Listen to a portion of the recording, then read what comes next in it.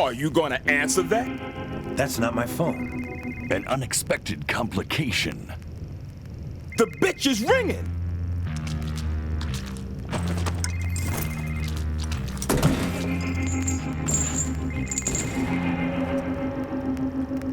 No motherfucking way, man. I manicured only yesterday.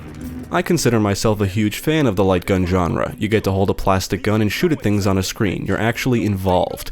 The Wii is a great system for light gun games, and it does have a good selection, and it's only a shame it doesn't have more. Light gun games is one of the main reasons I was even interested in the PlayStation Move.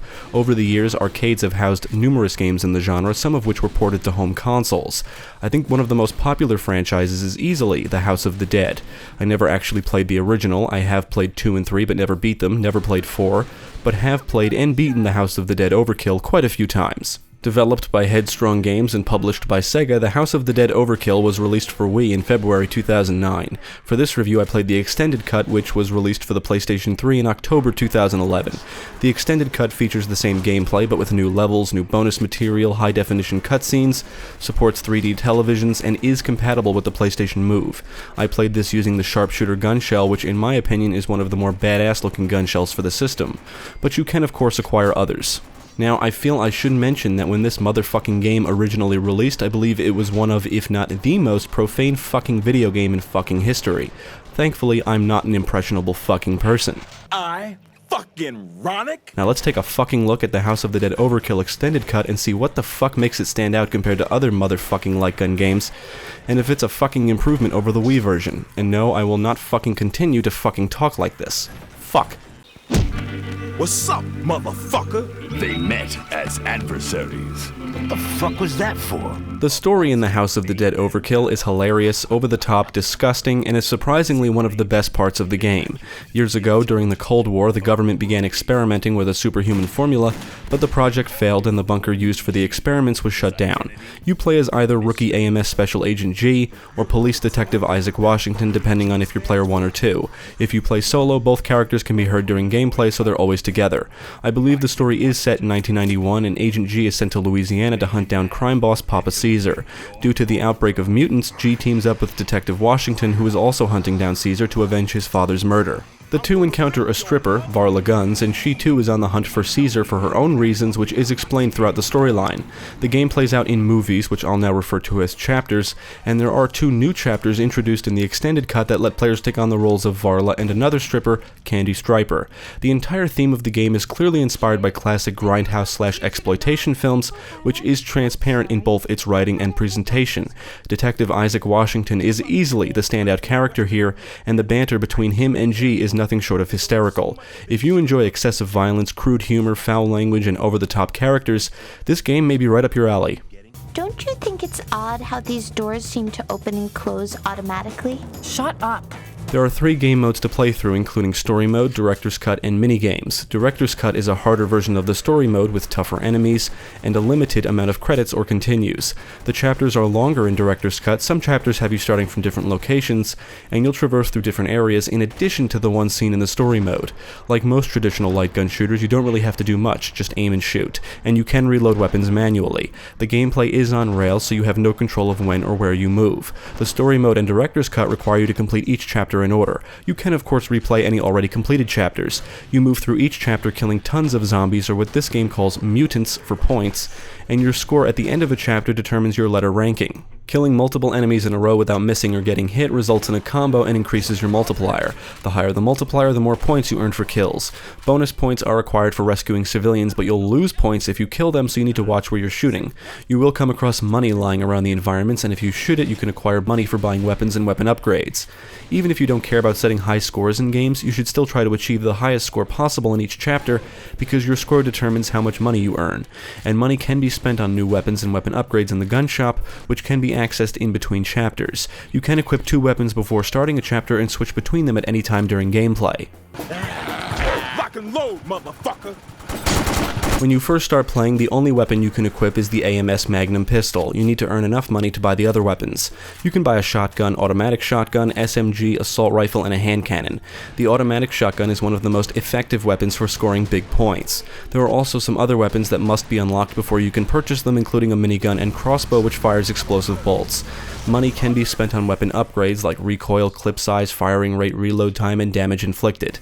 I usually make upgrading the reload time a first priority with every new weapon because the default reloading time usually takes a few seconds, leaving you exposed to enemy attacks. Knowing what weapons to bring and when to switch weapons is crucial. When I would equip the automatic shotgun, I would also equip the SMG because even with the reload time maxed out, the shotgun still takes a few seconds to reload, and switching to the SMG may be a more efficient option than waiting when you're about to get attacked. Throughout the environments are 2 pickups that can be acquired by shooting them, and they will aid you in combat. Shooting the grenades grants you 1 grenade, which can be thrown to kill multiple enemies at once, and you can hold up to a max of 3. The other pickup is slow-mo, which will briefly slow down time when shot, making it easier to kill enemies.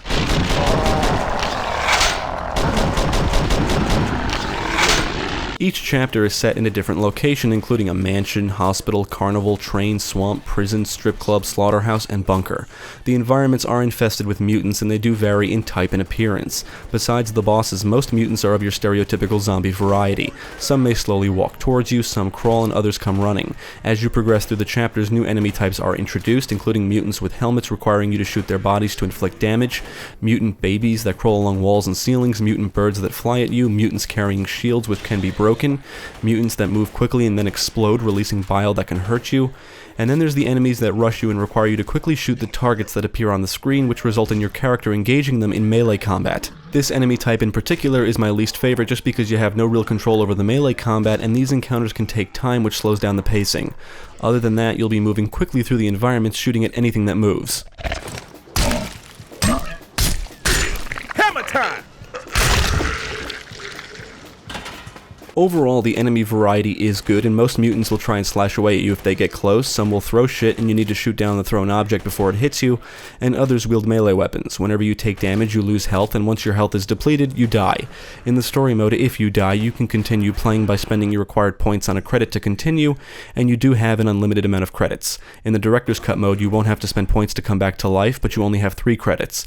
Luckily, all purchased weapons, upgrades, and unlocks are shared between the 2 modes. You will come across health packs lying around, and shooting them grants health should you need it.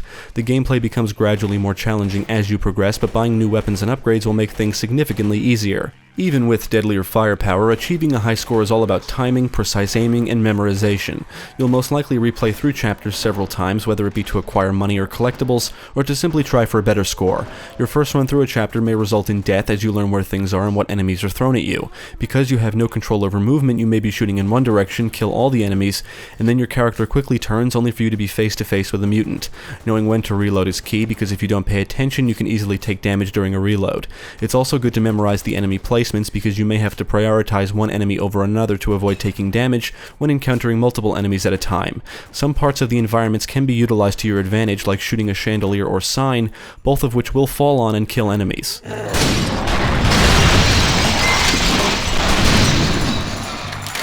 Every chapter ends in a boss battle, and most of the bosses are large and disgusting mutants.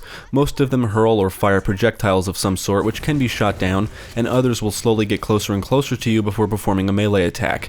Shooting bosses will slowly drain their health, but at certain points during most boss battles, a second health bar appears, and if you drain it before they attack you, they lose a large chunk of health. But you need to be quick or you'll take damage. All boss battles boil down to memorizing their attack patterns. Once you have that down, the battles become a breeze. My dick's on fire. I've been on the road for at least 3/4 of an hour with a bladder full of steaming hot piss, slashing left and right with every turn of the road in a way that a bladder full of steaming piss tends to.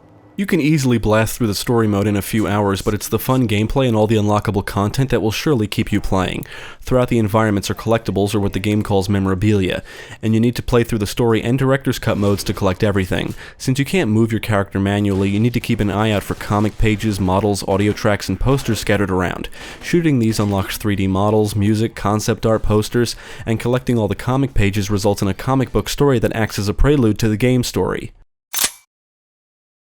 Some memorabilia is in plain sight, but more often than not you'll really need to look carefully to find them. Sometimes you only have a few seconds, so you really need to pay attention. But you also need to make sure you don't let enemies attack you, which can happen easily if your attention is diverted for other reasons, like trying to look for and shoot memorabilia or pickups.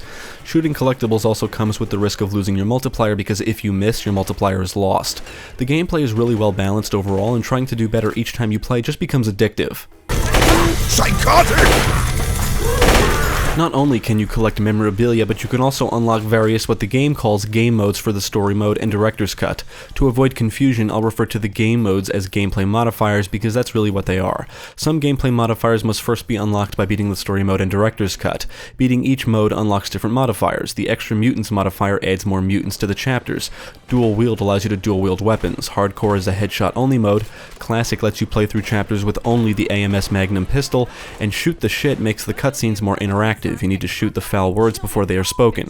When playing through the director's cut, Extra Mutants is always turned on, and the mode includes challenges that can be completed in each chapter. These include things like rescuing all civilians, setting the high score, collecting all pickups, no deaths, and more.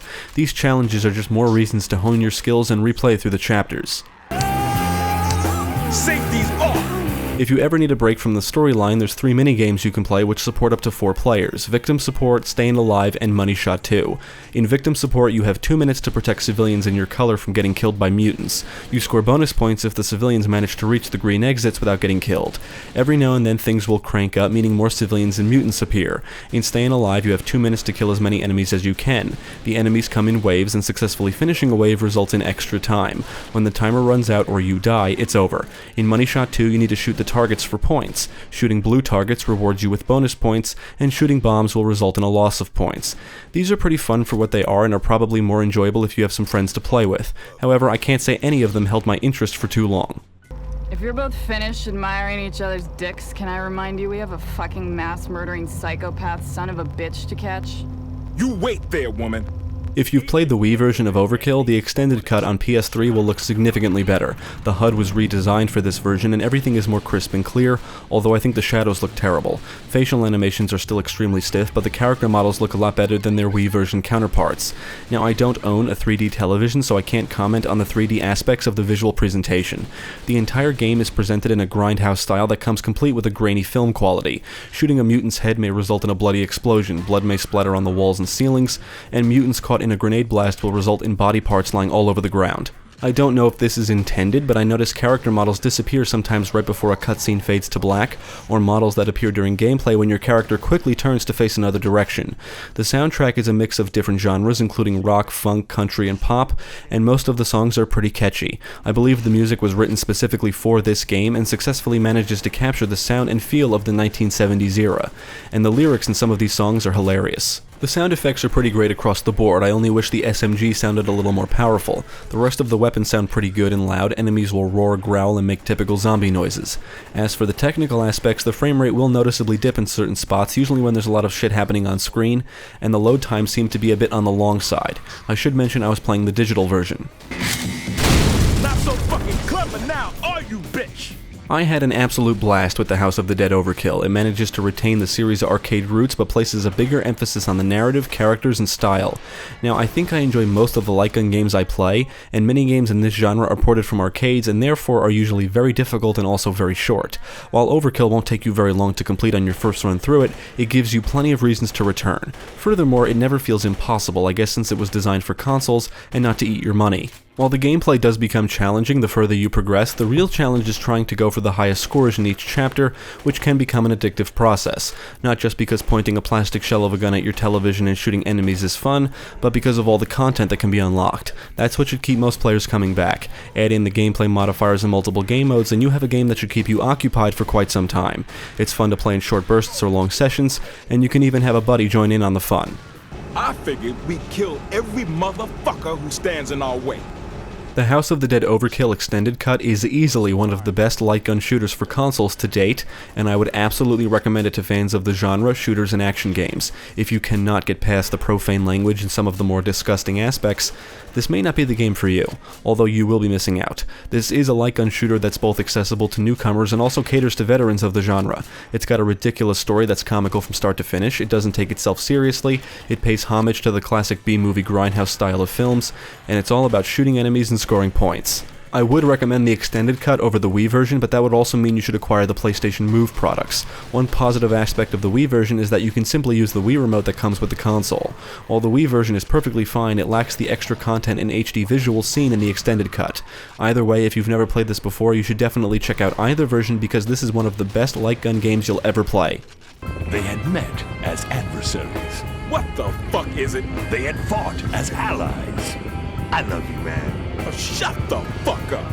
But to their enemies, And you?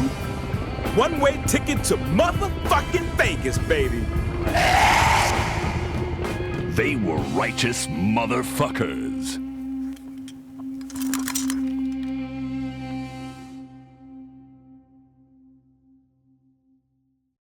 Thank you for watching. If you enjoyed this video, check out the rest of our channel, follow us at the links below, and you can also support us on Patreon. If you're interested in more gaming content, check out our friends over at GameCast.